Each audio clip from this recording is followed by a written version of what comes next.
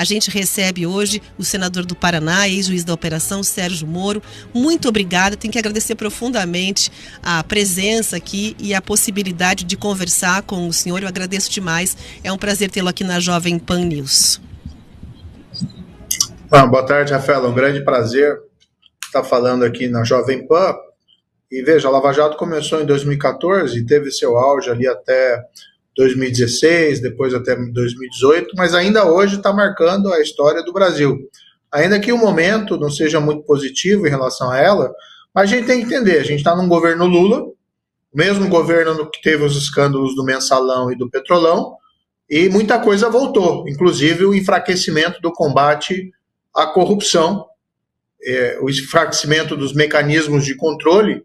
E dentro desse movimento político, é natural que esteja havendo essa tentativa de vilificação, tanto da Operação Lava Jato, como de alguns dos seus protagonistas, como eu, por exemplo. O senhor entende que há uma espécie, então, de revanchismo em relação à Lava Jato nesse governo? Seria isso? Certamente, isso que tem acontecido não tem nada a ver com direito, não tem nada a ver com justiça. Isso que tem acontecido, no fundo, é um movimento político. Não existe nenhuma razão jurídica, nenhum motivo suficiente para justificar, por exemplo, essa anulação das condenações do José Dirceu. Até porque, veja que interessante, né? Todas essas anulações que estão acontecendo, em nenhum momento qualquer tribunal diz que foi condenado um inocente. Nós sabemos que a Petrobras foi roubada, nós sabemos que as pessoas confessaram, nós sabemos que os processos, inclusive, têm provas documentais. Esse é o caso, por exemplo, do processo José Dirceu, tinha registro documental do pagamento de suborno sendo feito em benefício dele, isso está tudo no processo. Em nenhum momento essas condenações são revertidas com a afirmação de que o acusado é inocente. Como não tem condições de negar os fatos, como não tem condições de aplicar a lei favoravelmente, o que se faz é inventar uma narrativa que houve perseguição política, que houve vícios, nulidades do processo. Então as condenações são anuladas sem que se afirme a inocência de ninguém. Não teve nenhum caso de reversão de condenações da Operação Lava Jato, com a afirmação de que alguém foi condenado com base em prova fraudada ou prova falsa ou que demonstrou inocência. O que nós vemos é uma revanche do sistema político que quer de volta a impunidade e quer de volta a corrupção, muito próprio que isso aconteça durante um governo Lula. Por isso que eu sou aqui, estive fazendo meu trabalho como juiz antes e agora eu sou senador de oposição e tenho apontado essas contradições. Senador, o senhor trouxe aí esse argumento, né, de que não há prova da inocência de ninguém. A justificativa que vem, inclusive, nessa decisão do ministro Gilmar Mendes, em outras, por exemplo, do ministro Toffoli, também no sentido de rever decisões da Operação Lava Jato, é aquela de que existiria a questão da falta de imparcialidade, né? Eles utilizam ali esse argumento de uma suposta falta de imparcialidade para que existisse um julgamento justo. O ministro Gilmar Mendes acabou esticando, basicamente, a decisão que foi aplicada, né, no entendimento ao presidente Lula, e o ministro Toffoli usou esta mesma justificativa no caso da Odebrecht, embora tenha mantido, de certa maneira, ali, né, alguns benefícios da história da colaboração premiada. Como é que o senhor encara esse argumento, né, para poder, enfim, rever as decisões da Lava Jato, dessa espécie de combinação que é apresentada lá no Supremo, aqui em Curitiba, entre o juiz à época e o Ministério Público? São fantasias narrativas, Rafaela, porque, veja, como você não quer ficar com a culpa por promover a impunidade da grande corrupção, então você tenta transferir essa responsabilidade para outros. E aí vem se dizer, com base em afirmações que não têm uma base, se diz ali que o José Dirceu foi condenado porque o objetivo era chegar ao Lula. Né? Como? É impossível. Né? Não tem nenhum elemento que justifique esse tipo de afirmação. E vamos aqui consignar, tudo bem, eu proferi a sentença de primeira instância, tanto no caso do Lula como do José Dirceu, mas a minha decisão foi confirmada pelo Tribunal Regional Federal da 4ª Região por 3 desembargadores. Minha decisão foi confirmada, no caso José Dirceu, por 5 ministros do Superior Tribunal de Justiça. Então, se tinha algum vício subjetivo, se tinha alguma parcialidade da minha parte, como se explica, então, que outros magistrados de outras instâncias confirmaram essas decisões? A prova era robusta, era categórica. O que existe, como eu disse, é um contexto no qual nós queremos de volta a impunidade, nós queremos de volta a permissividade da corrupção e nós temos que dar uma narrativa para o governo Lula. Agora, nós estamos vendo o quê? Que essa narrativa pode até funcionar nos processos judiciais, porque quem tem a caneta, né, da última palavra, vai acabar prevalecendo nisso. Mas a narrativa histórica, que a Petrobras foi roubada nos governos Lula, que esses casos tinham provas categóricas da responsabilidade dos crimes, e a responsabilidade política, que nós estamos vendo essa reação aqui nas eleições, as pessoas sabem o que aconteceu nos governos do PT. E o PT foi o maior derrotado dessas eleições agora de 2024, que no Paraná, por exemplo, conseguiu 3 prefeituras em cidades pequenas, né, com menos de 10 mil habitantes. Uma das consequências é o fato do PT não ter conseguido resolver o problema da corrupção, justificar essa corrupção que aconteceu no passado. O que o PT deveria ter feito? Olha, reconhecemos que erramos, não cometeremos mais esse tipo de delito, não estruturaremos mais o Estado para enriquecimento ilícito dos nossos membros ou do partido e vamos expulsar os membros que se envolveram em corrupção. O PT não fez a lição de casa. E quem está dando a lição de casa para eles são os indivíduos, são os cidadãos, que por mais que venham sentenças, decisões de qualquer instância superior anulando os processos, sabem o que aconteceu. Nós temos um exemplo muito claro agora com o Peru. O Peru, recentemente, proferiu uma condenação contra o presidente Alejandro Toledo, porque ele recebeu subornos da Odebrecht, da empreiteira brasileira. Lá não varreram para debaixo do tapete. Ele foi condenado. Se fosse no Brasil, essa decisão certamente seria anulada, porque inventariam algum vício processual que, no fundo, a gente sabe que não se sustenta. Mas a Justiça do Peru mostrou sua independência e a firmeza necessária em relação a esse tipo de crime. Como legado da Lava Jato, o senhor acredita, então, que, embora no Supremo as decisões não tenham se mantido, aos olhos da população, ainda ficou o marco e o recado claro do que a operação trouxe à tona, na sua visão, é isso? Acho que um legado é saber que nós não estamos destinados, não é destino manifesto do Paraná ou do Brasil ser um país ou um Estado corrupto. Nós temos condições de enfrentar a corrupção e melhorar as nossas instituições. Não só por uma questão de honestidade, porque roubar é errado, mas uma questão de desenvolvimento econômico. Recentemente teve esse prêmio Nobel, que foi concedido ao Daron Acemoglu, ao James Robson, e uma das fatores que eles apontam é o que faz um país prosperar e o que faz um país fracassar. A grande diferença, segundo eles, é a qualidade das instituições. Quanto melhor a qualidade das instituições, inclusive o respeito à lei, a adoção de políticas públicas consistentes, isso implica combater a corrupção, prevenir a corrupção, tanto mais chances o país tem de prosperar. Não é por acaso que o Brasil vem patinando na economia já fazem 20 anos. Nós somos um país com enorme potencialidade, mas nós vemos a todo momento essa fragilidade institucional.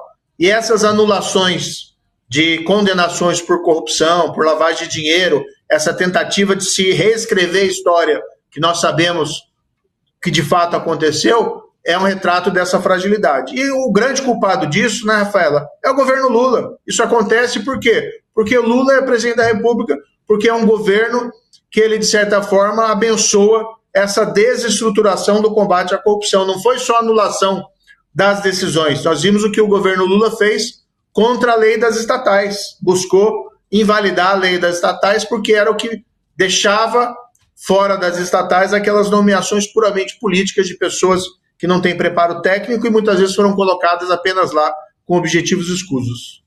Senador, o senhor chega a se surpreender com essas decisões que vêm do Supremo Tribunal Federal? Essa última não foi a primeira, naturalmente, e obviamente o senhor já acompanhou as anteriores e o movimento que vem saindo, né, de Brasília e da última instância em relação à leitura dos atos da Operação Lava Jato. Ainda o surpreende?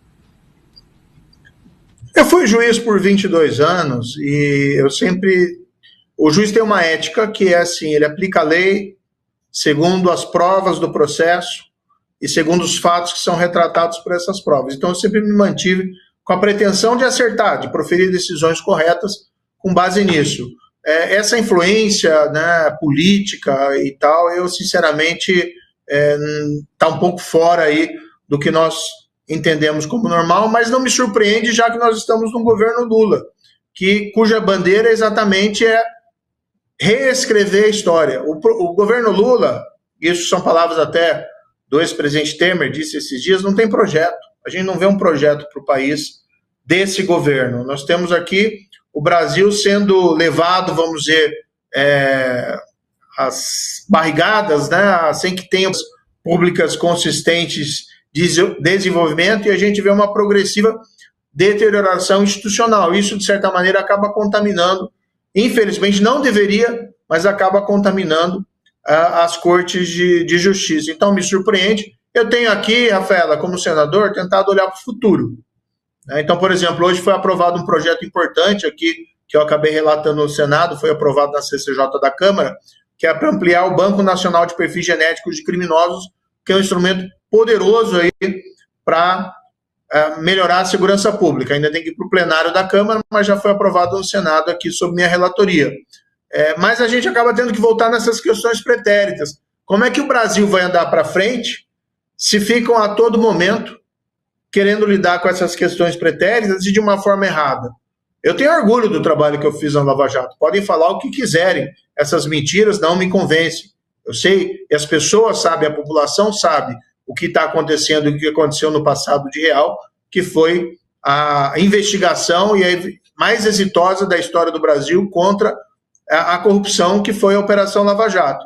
Então, eu não me incomodo com isso. Agora, o Brasil ganharia muito mais se nós olhássemos para frente e tentássemos melhorar nossas instituições e não enfraquecer nossas instituições e tentar reescrever o passado para tentar fazer uma lavagem, tem aquela expressão, lavagem de dinheiro. Aqui é uma tentativa de lavar a história negativa dos governos do PT anteriores. O senhor está falando aí de olhar para o futuro, né, sobre um cenário futuro. O senhor vê uma perspectiva de futuro com esperança, basicamente, em relação ao combate da corrupção de colarinho branco no Brasil? Olha, nós vamos ter que fazer muito esforço para recuperar essa agenda política.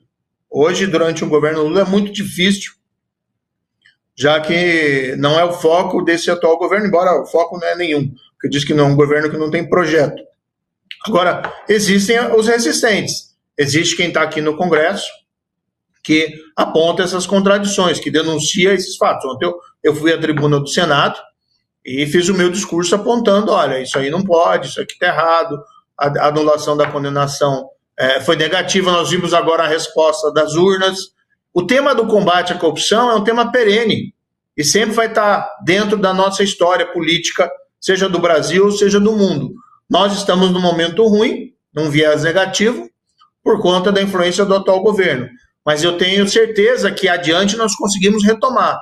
Uma das formas que nós podemos fazer isso é partir de baixo para cima. Então, eu propus para alguns municípios aqui do estado do Paraná, ainda durante as eleições, vamos querer implementar a criação de uma agência municipal anticorrupção. Seja uma agência para que atue com seriedade para prevenir e combater a corrupção administrativamente, até antes que ela aconteça. Para isso, a gente tem um diretor de agência que seja independente. Vamos tentar implementar esse modelo aqui no Paraná. É uma forma de nós mostrarmos que nós somos diferentes do que isso que está acontecendo em Brasília. Senador, grande parte do funcionamento da Lava Jato, o senhor está falando aí de mecanismos, inclusive, né, de criar mecanismos nesse sentido de combater a corrupção. Aqui a gente relembra, inclusive, na história, que isso se deveu ao mecanismo que foi instituído lá pelos idos de 2013, né, que é a questão da colaboração premiada, a delação premiada. Qual é a visão que o senhor tem agora em 2024 sobre esse instrumento? Ele ainda é um instrumento bastante efetivo? Ele tem um bom índice de resultado? Qual é a avaliação que o senhor tem em relação a essa ferramenta, né, utilizada dentro das investigações? É muito simples. Para determinados crimes, as únicas pessoas que podem ser testemunhas, que podem revelar os fatos, são os próprios criminosos. Então, usar um criminoso contra os seus pares, é algo que foi consagrado não no Brasil, na Lava Jato, internacionalmente. Casos de investigações exitosas contra a máfia, como foi na Itália, o caso do Tommaso Busquetta, da máfia de Nova York, foi o caso do Sami Bulgravano contra o John Gotti. Nos casos da Operação Mãos Limpas, a mesma coisa lá na Itália. Aqui no Brasil, nós apenas adotamos uma técnica internacional. E ao contrário das narrativas mentirosas que se tem por aí, toda a condenação da Operação Lava Jato foi baseada em provas outras que não as colaborações premiadas. Porque tudo que diz um criminoso tem que ter prova de corroboração. Então, no caso até, por exemplo, do José Dirceu, o que diziam os casos julgados pelas 3 instâncias, que cerca de 15 milhões de reais de um contrato da Petrobras havia sido direcionado para pagamentos em benefício do José Dirceu. Veja, quem diz isso não sou só eu, é o que está na sentença, o que está no acórdão do tribunal e depois no acórdão do STJ. Agora foi anulado, ok, tem que respeitar as decisões que foram tomadas, mas o registro documental está lá. Tanto assim que na época eu fiz o interrogatório do José Dirceu e ele não teve condições de negar que ele era o beneficiário daqueles pagamentos. Mas aí ele cria um álibi fantasioso dizendo, não, isso é um empréstimo. É um empréstimo que eu recebi. Problemas, empréstimo de 15 milhões sem contrato e o dinheiro só ia para ele, nunca voltava. Então, que espécie de empréstimo é esse que o dinheiro só vai e nunca volta? E tinha, claro, daí também os testemunhos, a palavra do colaborador, que era o intermediador de propina da Petrobras, e que dizia que aquilo era suborno, na verdade. Agora, claro, tentando reescrever a história, isso pode surgir novamente uma discussão, mas é isso que está ali constando nos autos como registro documental. E veja, a prova mais categórica.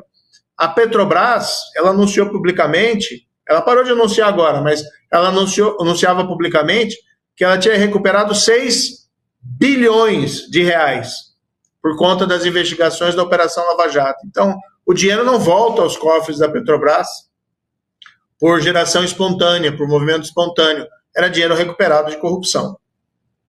Senador, é inegável, não tem como não perguntar isso, né? A sensação que o senhor tem de observar exatamente o desmanche dessas condenações todas e talvez até a possibilidade do Estado brasileiro ter que indenizar nessas figuras que agora voltam também à política a partir de decisões da Justiça. Olha, vamos colocar um exemplo. O ex-presidente Fernando Collor, ele sofreu impeachment lá atrás, né? No caso do PC Farias. E depois houve a propositura de uma ação penal contra ele, na qual ele acabou sendo absolvido por falta de prova, ausência de prova suficiente. Não vou entrar no mérito ali da absolvição, talvez tenha sido correta pelo contexto, mas havia todo um escândalo de corrupção que indicava a possível prática de crimes por ele naquela época, né? Acabou se entendendo diferente, ele acabou sendo absolvido. Depois ele foi eleito senador, né, depois de passar o período de inelegibilidade, foi eleito senador. Durante o governo Lula foi-lhe dado o controle, o anterior governo Lula, sobre a BR Distribuidora, e ele foi investigado e foi agora novamente processado e desta feita condenado no Supremo Tribunal Federal por corrupção. Então, se alguém que pratica crimes não encontra barreiras, né, se a impunidade é premiada, a grande tendência é os fatos se repetirem. Vemos aqui, por exemplo, hoje no governo Lula, um desmonte dos mecanismos de controle. Nós estamos vendo até casos, né, sendo divulgados envolvendo possíveis corrupções, subornos em tribunais, vendas de sentença. Não me refiro aqui, evidentemente, ao STF. São situações que aconteceram aí em tribunais de justiça, Mato Grosso do Sul, Mato Grosso, que estão sob investigação, mas que nos têm causado surpresa e afronta. Então, se nós não formos firmes contra a corrupção, se nós abdicarmos dessa luta, nós vamos ter uma progressiva deterioração das nossas instituições, uma afetação da nossa economia e, igualmente, a afetação da nossa democracia. As pessoas que votam, né, os eleitores, ficam revoltados quando veem os governantes agindo em benefício próprio e não em benefício da população. Então, nós temos que retomar essa agenda de combate à corrupção. Senador, o senhor falou muito sobre os acertos da operação, né? Sobre a história da operação, o marco que ela deixou. O senhor vê dentro da Operação Lava Jato algum erro?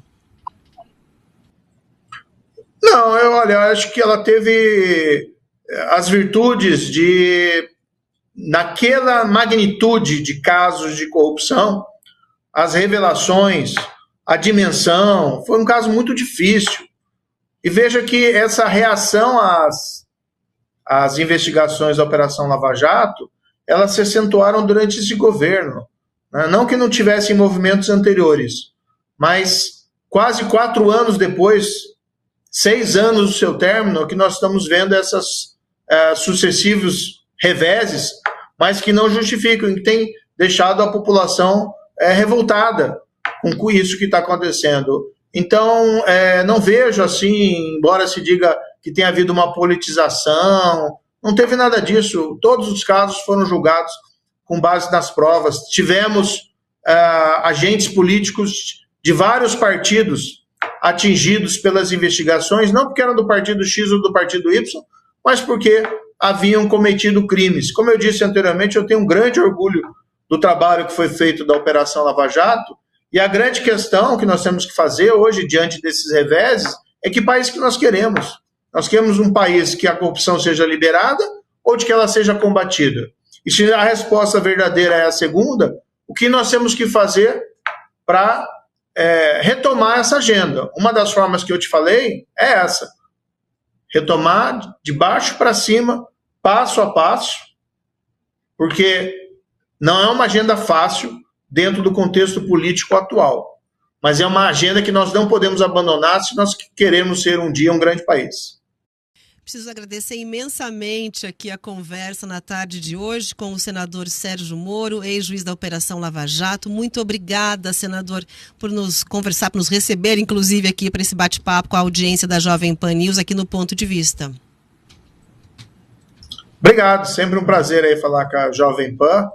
Eu estou aqui falando de Brasília à distância, se pudesse estaria aí pessoalmente, mas é sempre um prazer e é oportuno fazer esses esclarecimentos, porque tenta-se impor uma narrativa que a população não aceita, porque ela sabe que não é verdadeira, essa narrativa de que a Lava Jato não combateu a corrupção, de que todos foram coitadinhos, inocentes, quando a gente sabe que é exatamente o contrário, mas é importante sempre destacar e falar e mostrar, tem gente que tem coragem de apontar que isso não está acontecendo, não, isso não é verdadeiro, a história verdadeira é outra, que a Petrobras foi roubada durante os governos do Lula no passado.